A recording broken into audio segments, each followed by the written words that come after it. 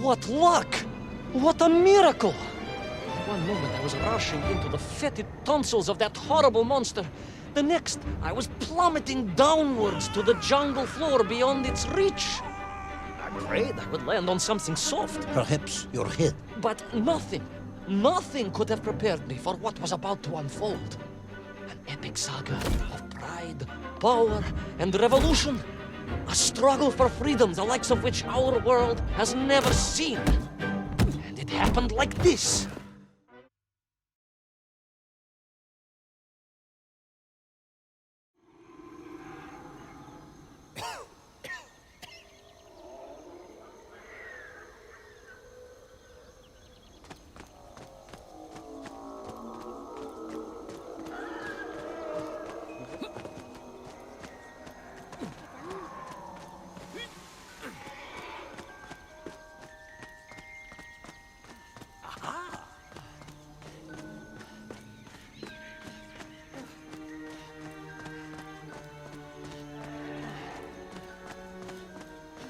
Who were those strange, gentle monsters who towered above me?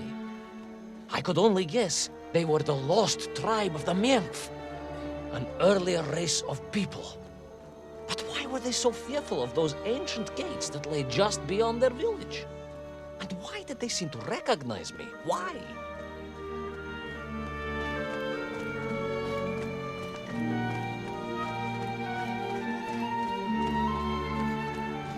Yes, and also wondering why. No, a как же, General? Who was I to question such things? Trapped as I was deep underground. I was more curious, I must admit, about the location of Little Orpheus.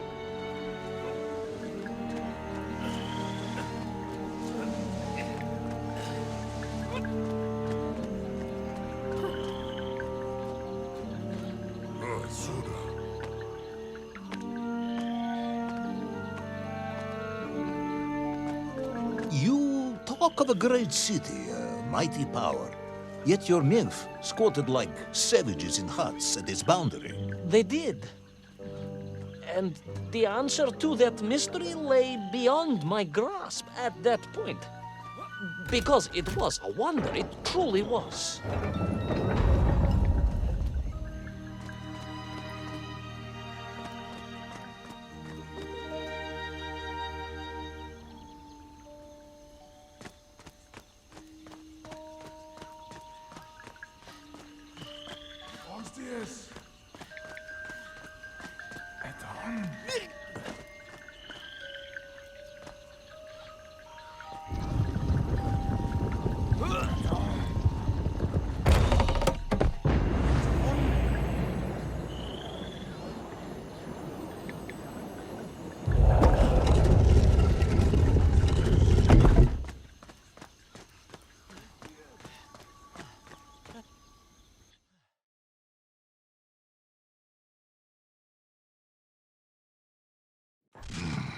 The lost city of Agartha. I hope I may one day see it myself. Oh, General, if only you could. Unfortunately, as I shall explain, should you seek Agartha now, you wouldn't find it. It has been utterly destroyed.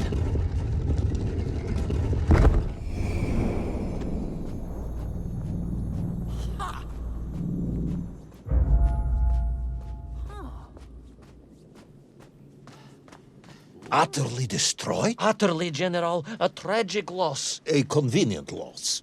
I imagine archaeologists weeping as I tell you. But most importantly, before we continue, you must understand one crucial fact about its destruction. Which is? It wasn't my fault.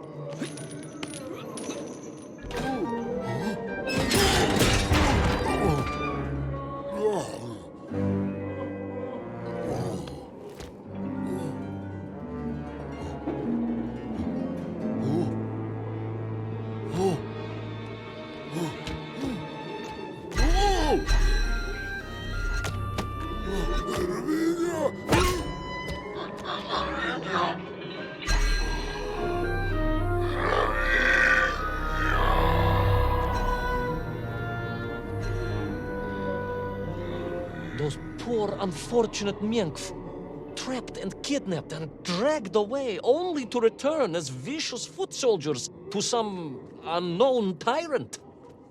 And yet, there was something familiar about the shtukovna they were forced to wear on their heads, which I was sure were being used to control and enslave them. And what was that? General, it curiously resembled the radio sets I used to tinker with as a child. Radio sets? It was very curious. It was very curious. It was extremely curious.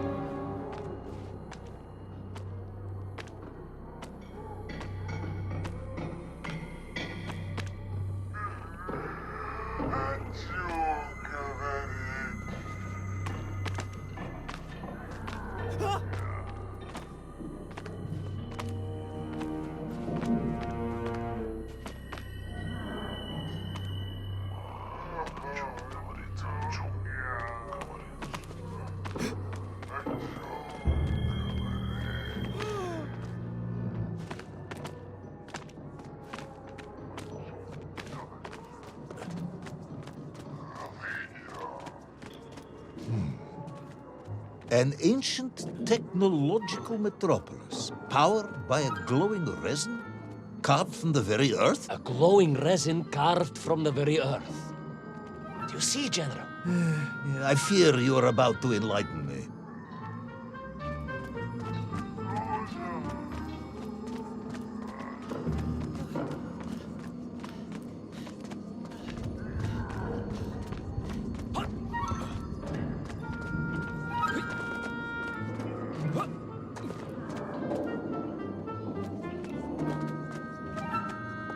Little Orpheus must have been drained by the impact, but whoever had stolen it and brought it here was no doubt planning to use the Agarthan resin to charge up the atomic bomb, restoring the device to its full potential. What sort of man would come up with such a monstrously reckless scheme? Perhaps the type of man who has such limited understanding of atomic energy that he thinks an ancient metropolis can be powered by shiny marbles.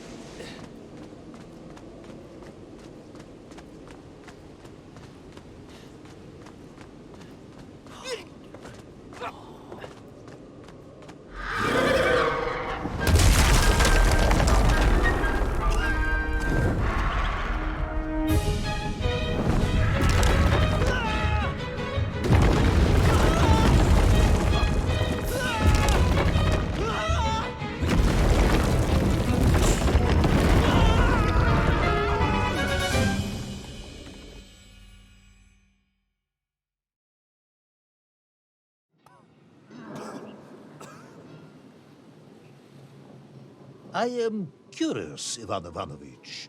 You talk and talk about this great subterranean city.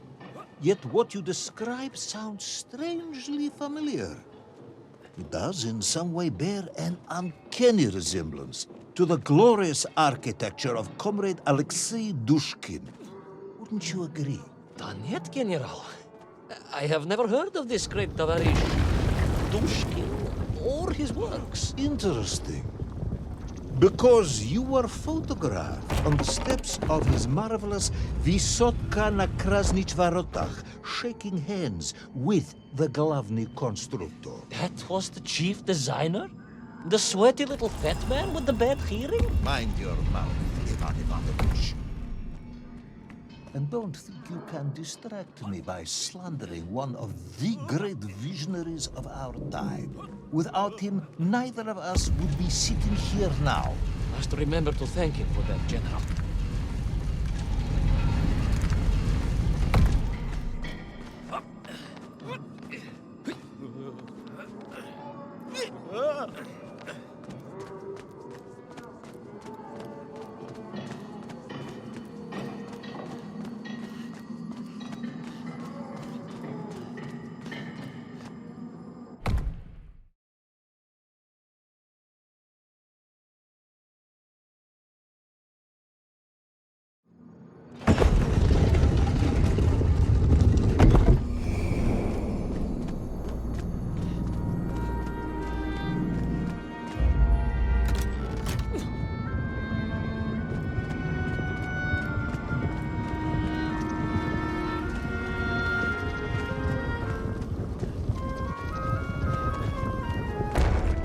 Those enslaved Menk were trying to stop me.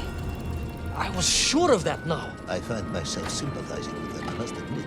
No, General, then I have failed to win you over. Uh-huh. A point of agreement at last.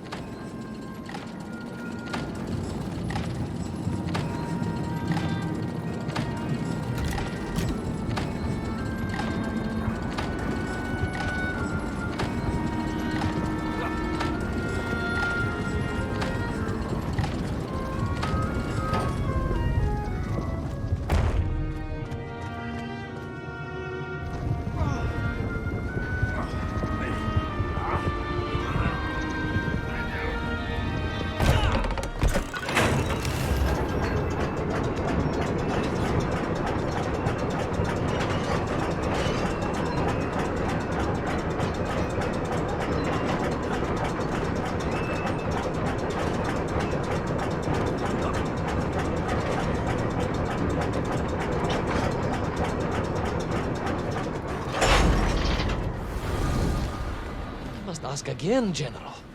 Are you mocking me? That would be unprofessional, comrade. I will try harder to convince you then. It is, after all, a cautionary tale of unleashed tyranny. It is a cautionary tale of unleashed idiocy. But please, do continue.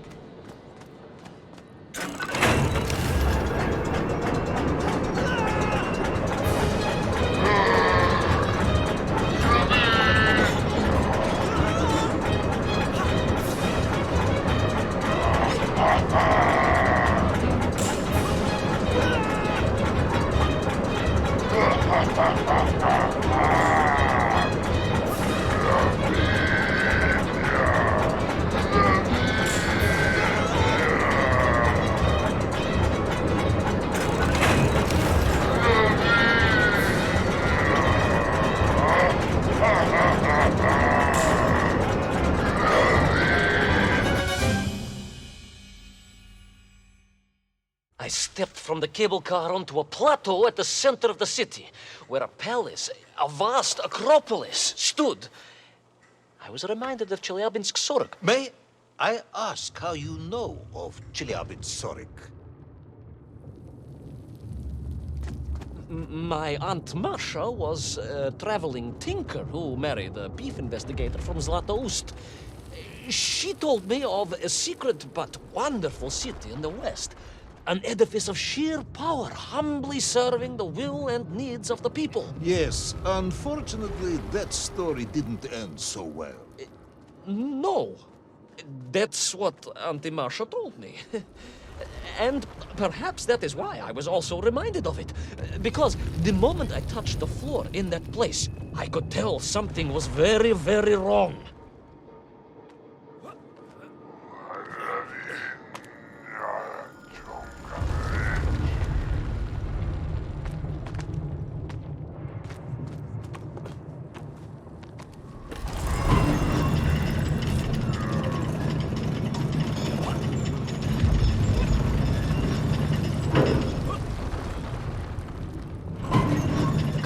Began to shake, alarming me, and the whole city felt as if it was shuddering.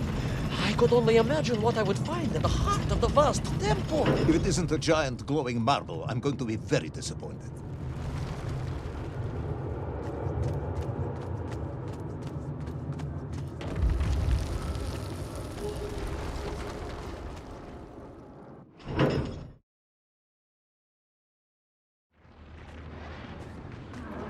A huge resin sphere that overshadowed all of the others. I caught glimpses through the twisted architecture. And it was then I saw him. Him? The thief, the enslaver, the tyrant, sucking the power from this wondrous city as he drained the very lifeblood of the ancient civilization and drew it into the atomic embrace of Little Orpheus. With a song in my heart, I raced onwards to stop him.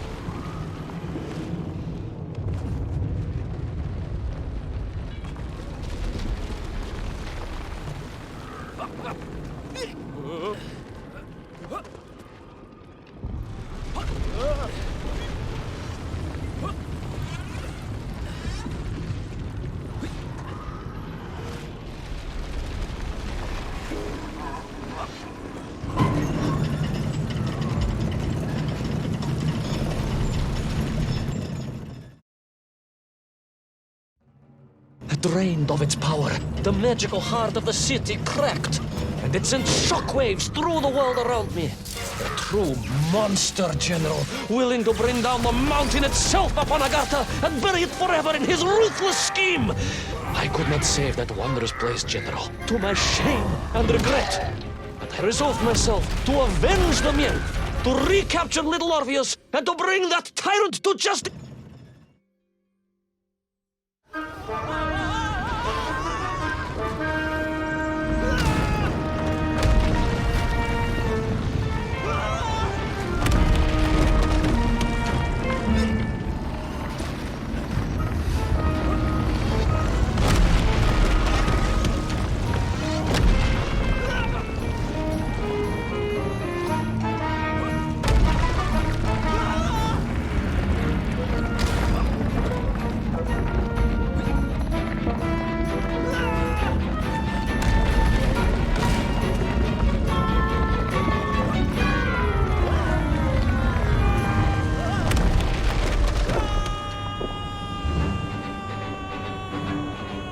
Will our plucky yet careless hero fall forever through those unknown skies? Will he discover the identity of the brutal thief commanding the army of the Menk?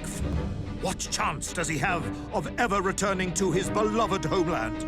How long can the general's patience last? All of these questions and more will definitely be answered in the next exciting episode of Little Orpheus!